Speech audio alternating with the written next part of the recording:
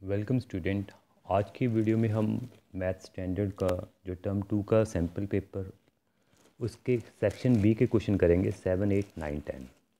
चलिए, 7th question है, following is the distribution of long jump competition in which 250 student participated. 250 student, find the median distance jump by the student and interpret the median distance in metre and number of student.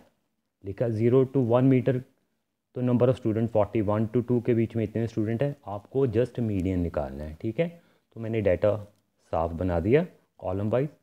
तो median ढूंढने के लिए सबसे पहले क्या करते हैं, C F निकालते हैं। ये डाटा दिया हुआ था, ये फ्रीक्वेंसी दी हुई है, हम क्या निकालते हैं, सी एफ, कॉमुलेटिव फ्रीक्वेंसी। ठीक है, तो कैसे निकालते हैं, पहला हमेशा सेम रखते हैं, फिर अगला ऐड कर देते, 80 और 40 आपस में ऐड कर देंगे, 40 + 80 दैट इज़ 120।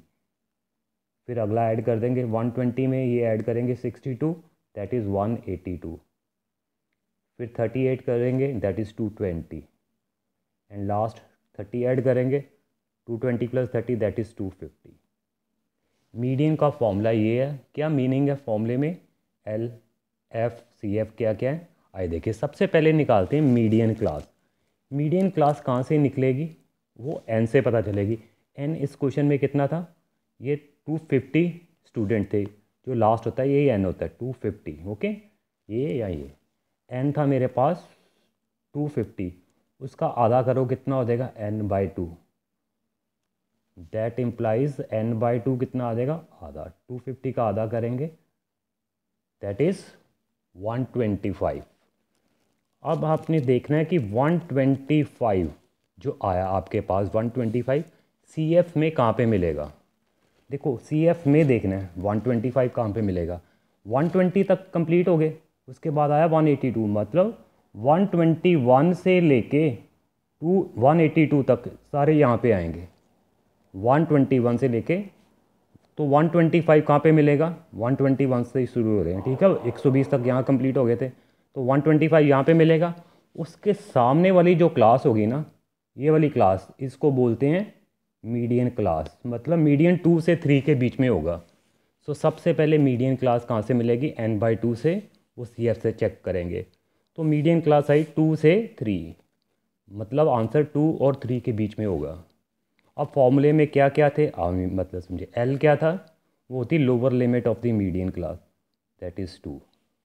n/2 तो निकाल ही चुके हैं, n/2 कितना था, 125। अब एफ क्या है, जो मीडियन क्लास आई ना उसके सामने वाली जो क्लास फ्रीक्वेंसी है, इसको बोलते हैं फ्रीक्वेंसी, बिल्कुल मीडियन क्लास के सामने वाली, ये एफ होगा दैट इज़ 62।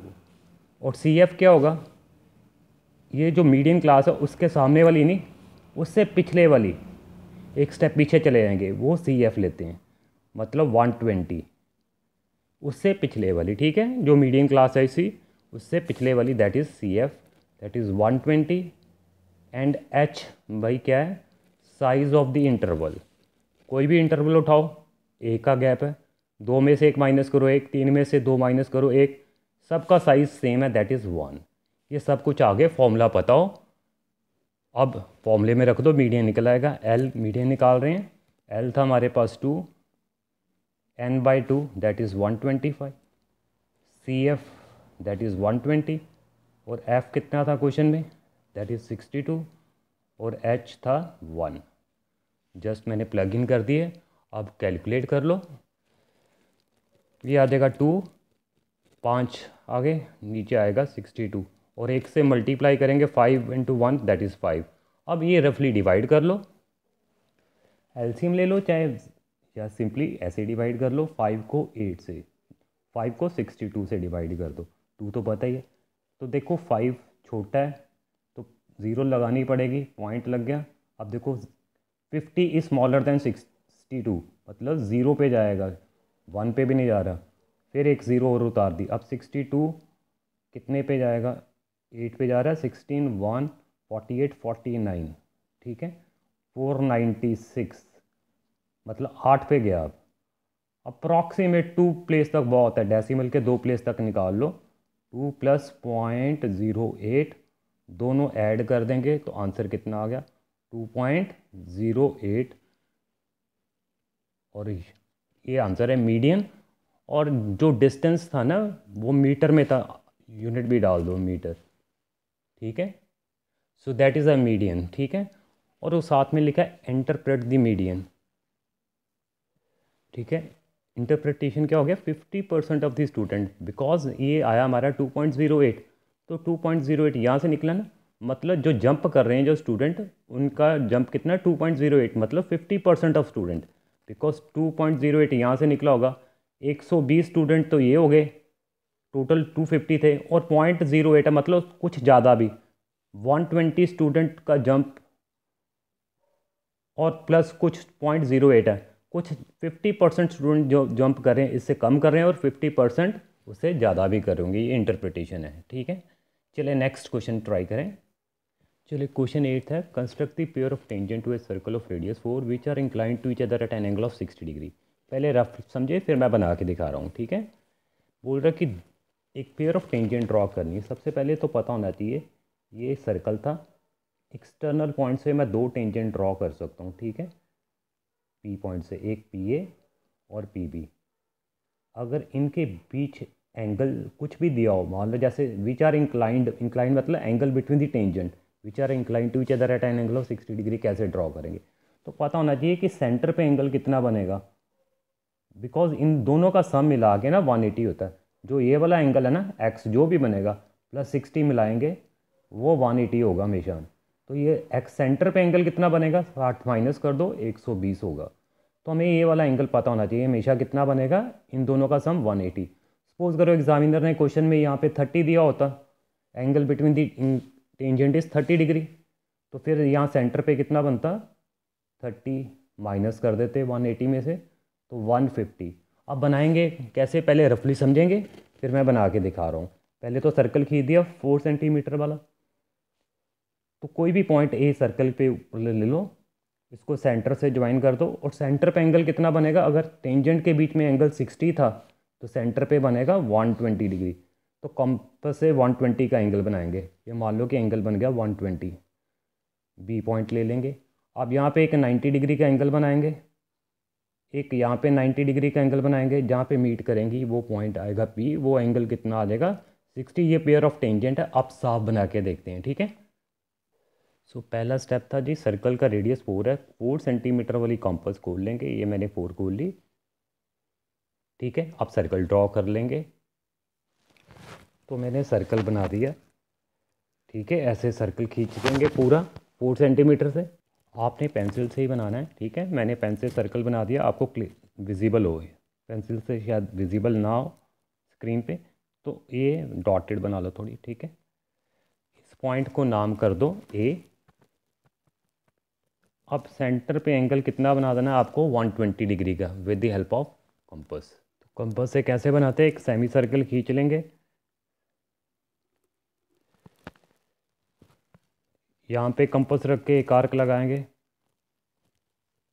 ठीक है। फिर ये वाली आर्क पे रखेंगे कंपास, ये वाला एंगल जो यहाँ से लाइन जाएगी वो 120 डिग्री को रिप्रेजेंट करेगी। आपने पेंसिल से ही बनाना है, ठीक है। ये पॉइंट का नाम कर दो बी, ठीक है। अब ए एंड पे एक 90 डिग्री का एंगल बनाना है, एक बी एंड पे 90 डिग्री का एंगल बनाना है। ए पे 90 पर एंगल बना ही लोगे सारे। कैसे बनाया मैं रिपीट कर देता हूँ। यहाँ ए पे रखी कंपास, एक सेमी सर्कल बना लिया, फिर कंपास यहाँ पे रख के सेम जितनी खुली हुई थी आर्क लगा दी ये वाली, फिर यहाँ पे रख के आर्क लगा दी, और जहाँ पे दोनों अब मीट करा दो, एक ये और एक ये एंगल जो आएगा वो 90 डिग्री का होगा। ड्रॉ कर देंगे। So this angle is 90 degree, ठीक है। और इसी तरह बी एंड पे भी 90 डिग्री का एंगल बना दें। होप सेम हैंड से कॉम्पास यहाँ रख के और सेमी सर्कल, फिर यहाँ रखी आर्क लगाई, फिर यहाँ से ये कट की, और ये दोनों जहाँ पे मीट कर देगी इस पॉइंट से पास होके जाएगी, और ये दोनों आपस में जहाँ पे मीट कर देगी इस पॉइंट को बोल दो पी। ये पी ए और P B required pair of tangent आ जाएगी, जिनके बीच में एंगल ये कितना होगा 60 degree incline to each other and angle. हमने किया क्या, सेंटर पे 120 डिग्री का एंगल बनाया, और स्टेप्स आई होप सब लिख लोगे, मैं लिख रहा हूँ एक बार। सो स्टेप्स पहला ही वही किया था, draw a circle of radius 4। फिर क्या किया था, जितना एंगल टेंजेंट के बीच में है 60, सेंटर पे 120 क्यों, एक्सप्लेन मैंने पूरा किया। Draw an angle of A O B equal to 120 degree at A and B. आपने क्या किया था, एंगल्स बनाए थे 90 डिग्री के, which meets at point P, hence P A and P B are pair of tangents to a circle. चले next question. चलिए question number 9, distribution given below show the run scored by batsman in one day cricket matches. ठीक है, find the mean number of run scored 0 to 40 इतने batsman थे, 12 40 to 80 इतने थे। अब आपको मीन निकालना है, तो मैंने डाटा उतार दिया, मैं मीन निकालना है तो डाटा मैंने लिख दिया साफ। तो रन स्कोर्ड 0 to 40 इतने बैट्समैन थे, ये रिप्रेजेंट करता है F5 फ्रीक्वेंसी। डायरेक्ट मेथड में फॉर्मूला सबको पता, sigma F I x I over sigma F I. सबसे पहले एक्स आई निकालते होते हैं, अगर डायरेक्ट मेथड से कर रहे हैं तो एक्स आई निकालना का मतलब दोनों लिमिट्स ऐड करनी है, 0 + 40/2, दोनों लिमिट्स ऐड करके 40/2 बचे, दैट इज़ 20। सो एक्स आई एक पहला निकाल लो 20। अब बाकी निकालने की ज़रूरत नहीं, बाकी कैसे आ जाएंगे, बाकी सारे जितना साइज़ है 40 का ही ना, दिस माइनस दिस करो, 40 80 में से 40 करो, 40 सभी का साइज़ 40 है, तो 40 40 ऐड करते जाओ, 20 + 40 ऐड कर देंगे, जितना साइज़ है 60, 40 ऐड किया 100, 40 ऐड किया 140, 40 ऐड किया 180, ये आ जाएगा एक्स आई। ठीक है, अब डायरेक्ट मेथड से ही मैं कर रहा हूँ, क्यों, बिकॉज कैलकुलेशन सिंपल है, 0 0 ही है एंड में, तो है तो सिंगल डिजिट ही है सारे नंबर, या 2 डिजिट नंबर है, उधर 2 डिजिट है, ज़्यादा ही हार्ड कैलकुलेशन ही है। तो डायरेक्ट मेथड में एफ आई और एक्स आई आपस में मल्टीप्लाई कर देंगे। ठीक है, तो मल्टीप्लाई करते जाओ सारे, ये कितना आ जाएगा 240। अगला भरो जी, कितना आ जाएगा 1200, दिस इंटू दिस 3500। ओके, इनको मल्टीप्लाई करेंगे, करके देखो 4200, एंड लास्ट मल्टीप्लाई करोगे वो आ जाएगा आपके पास 4140। ओके, और इसको बोलते हैं सिग्मा टोटल, एफ आई का टोटल लगाना, इसका सारा टोटल लगाओ, सिग्मा एफ आई, इसका टोटल लगा के देखेंगे आ जाएगा 120, और आपको इसका भी टोटल लगाना है, इसके टोटल को बोलेंगे sigma F I x I total, सभी को ऐड करके देखो, सबको ऐड करके देखेंगे वो आ जाएगा आपके पास 13280। ओके, सारे करके देखो। अब मीन निकालना था, फॉर्मूला लिख दिया, sigma F I x I over sigma F I. अगला स्टेप, अब ये वैल्यूज़ रख दो, sigma F I x I 13280 upon में 120, 0 से 0 कैंसिल हो जाएंगी। अब सिंप्लीफाई कर लो, अभी और कैंसिल हो रहा है, 4 के टेबल पे ही कर लो, 4 3 ज़ा 4 के टेबल पे जाएगा, 3 ज़ा 12, 1 कैरी 12 बन जाएगा, 4 3 ज़ा 12, ये आ जाएगा 332/3। तो सारे आई होप डिवाइड कर लोगे इसको और आंसर निकालो, 333 2/3, 3 से करो, 3 1 ज़ा 3, फिर 3 उतारे, 3 1 ज़ा 3, अब 2 उतारे, 2 छोटा हो गया ना, 3 से 0 पे तो जाएगा अपनी तरफ से, अब 0 उतारो, पॉइंट लगेगा, 6 सा 18, 20, फिर से 6, ऐसे चलता जाएगा। ठीक है, अब 2 प्लेस तक, डेसिमल के बाद 2 प्लेस बहुत है, आंसर आ जाएगा 110.66, that is the mean run scored by the batsman. I hope सबको क्लियर है। चलिए एक बार रिकैप कर ले सारा। ठीक है, चलिए 10th क्वेश्चन है, 2 vertical poles of different heights are standing 20 metre away from each other. मान लो एक पोल था ए बी, एक पोल था सी डी। ठीक है, डिफरेंट हाइट है, are standing 20 metre away from each other, इनके बीच में दूरी कितनी है, 20 मीटर अवे एक दूसरे से। ठीक है, ये मान लो फर्स्ट पोल है, ये सेकंड पोल है। Okay okay, the angle of elevation of the top of the first pole, top of the first pole ये होगा, कहाँ से देखें, from the foot of the second pole, foot of second pole यही होगा, यहाँ से मैं देख रहा हूँ, डी से देख रहा हूँ फर्स्ट पोल के टॉप को, तो एंगल बन रहा है 60 डिग्री। ओके, सो आप ये 60 डिग्री बना देंगे, that angle is 60 degree. Okay, अब दूसरी सिचुएशन में क्या बोल रहा है, and the angle of elevation of top of second pole, top of second pole C होगा ना सेकंड पोल का, from the foot of the first pole, first pole का फुट ये था, यहाँ से इसको देख रहा हूँ तो ये एंगल कितना बन रहा है 30 डिग्री। ओके, सो ये एंगल आपके पास है 30 डिग्री। अब आपको निकालना क्या है, find the difference between the heights of two poles, दोनों पोल्स की हाइट का डिफरेंस कितना है। ठीक है, चले आए समझे। चलो मान लो इसकी हाइट क्या है, ए बी एक्स है इस पोल की, फर्स्ट पोल की, और सेकंड पोल की हाइट वाई है, और हमें फाइनली निकालना क्या है, इनका डिफरेंस कितना है, फर्स्ट पोल की हाइट में से सेकंड पोल की हाइट माइनस, ये हमारा आंसर है। तो एक्स एंड वाई कैलकुलेट कर लेंगे वन बाय वन। अब आपको पहले एक्स निकालो, ट्राइंगल येलो वाले में चले जाओ, ए बी डी में। अगर मैं अलग से दिखाऊँ ए बी डी की पिक्चर ये बन जाएगी ए बी डी, जिसमें ये ए बी था, एक्स निकाल लेंगे बिकॉज एक साइड पता है, एक एंगल पता है, ये वाला एंगल 60, बी डी मुझे पता था, तो हमें पता परपेंडिकुलर ओवर बेस बन रहा है ना, ये एक तरह परपेंडिकुलर हो जाएगा, ये बेस हो जाएगा, ये तो हाइपोटेन्यूज है, तो वो होता है tan थीटा। तो tan अप्लाई कर देंगे किस ट्राइंगल में, ए बी डी में, इन येलो वाले ट्राइंगल में, right triangle A B D में।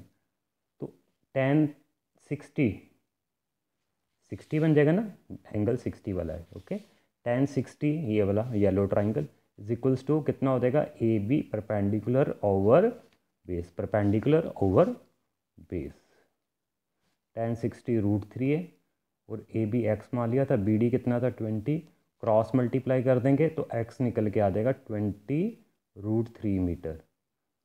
आई होप आपको यहाँ तक क्लियर हो गया होगा। ठीक है, अब दूसरा राइट ट्राइंगल ले लेंगे। अब बी सी डी ट्राइंगल में, ग्रीन वाले ट्राइंगल में चली जाओ।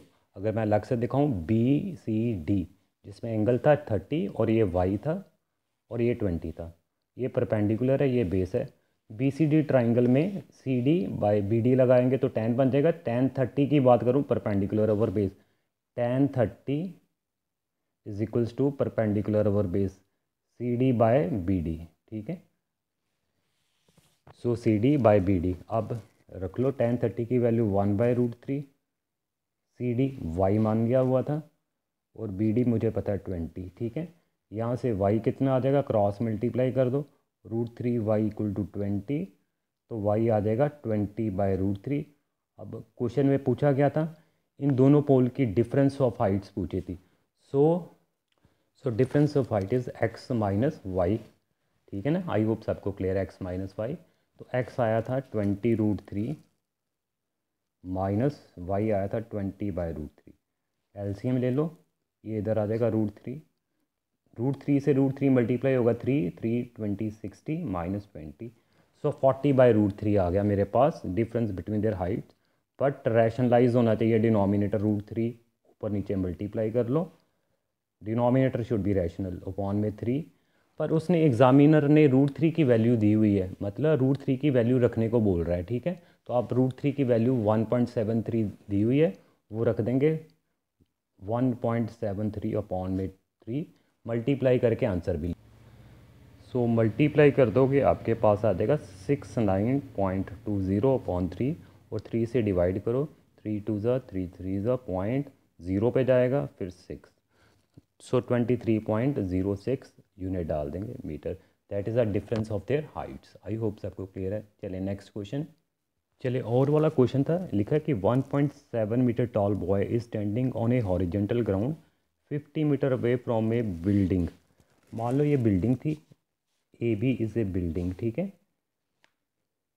बिल्डिंग, ठीक है, और ये बॉय था, सी डी मान लो बॉय था, ये बॉय है जिसकी हाइट आपको गिवन है 1.7 metre, 1.7 tall standing on a horizontal ground 50 metre away from the building, और ये डिस्टेंस कितना दिया हुआ है बिल्डिंग से, 50 मीटर दूरी से पे है। ठीक है, अब आगे लिखा था angle of elevation of top of the building from his eyes.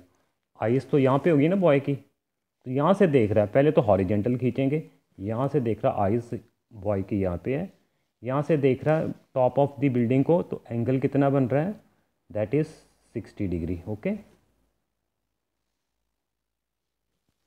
सी से देख रहा है आइज़ यहाँ पे, ये एंगल बन रहा है 60 डिग्री। और आपको निकालना क्या, calculate the height of the building. Height of building मतलब आपको ये ग्रीन पूरी निकालनी है। Okay, this one height of building निकालनी है आपको, ए बी आपको कैलकुलेट करना है। सो ए बी बिल्डिंग निकालनी थी, बी डी कितना है 50, सी डी कितना बॉय की हाइट 1.5। अब आगे लिख देंगे जी एज बी, ठीक है, डी सी ई। ये फिगर क्या नज़र आ रही है आपके पास, रेक्टेंगल है, ये येलो वाला, ये आपके पास रेक्टेंगल था। तो सबको पता है रेक्टेंगल की अपोजिट साइड से इक्वल है, ये 50 है, तो सी ई बी कितनी आ जाएगी 50, तो बी ई कितनी आ जाएगी जितना सी डी था 1.5। तो अपोजिट साइड्स ये इक्वल होगी, ये 50 हो जाएगी और यहाँ तक कितना हो जाएगा 1.7 लिख देंगे, ठीक है। अब पूरे ए बी कैसे आएगी, बस अब पोर्शन क्या रह गया, बस ए ई कैलकुलेट करना रह गया ना, बस यहाँ तक कैलकुलेट कर लो। अब इस ट्राइंगल में चले जाओ ए सी ई में, ठीक है, ये ब्लू वाले ट्राइंगल में ए सी ई में चले जाएंगे।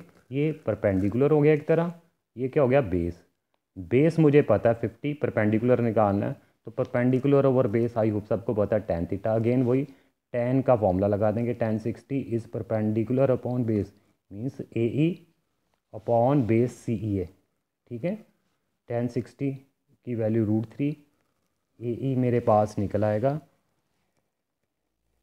अपॉन सी ई था 50, ठीक है, क्रॉस मल्टीप्लाई कर दिया, ए ई आ गया 50√3। Therefore height of building, height of building, ठीक है, वो मेरे पास आ जाएगी, दोनों ऐड कर देंगे ना, कौन कौन से, A E plus B E, okay. A E आया था 50√3 और बी ई 1.7 लिख चुके हैं, ठीक है, बी ई कितना था 1.7, और कुल मिला के कितना हो जाएगा, √3 की वैल्यू क्वेश्चन में दी हुई थी, 1.73 यूज़ करने को बोल रहा था, यहाँ पे वैल्यू रख दो 1.73 प्लस 1.7 और ये ऐडअप कर लो, ये आ जाएगा आपके पास 86.50 प्लस 1.7, दोनों ऐड करेंगे ये आ जाएंगे 88.2 मीटर्स, जिन्हें डाल देंगे 88.2 metres. So height of building कितनी आ जाएगी पूरी, दिस वन। आई होप सबको क्लियर है जी। चले, आई होप मैंने सेक्शन सी के कुछ क्वेश्चंस केस स्टडी के अलग अलग वीडियोस में डाले हुए हैं सिंगल सिंगली, वो भी आप वॉच कर सकते हैं। Thank you very much.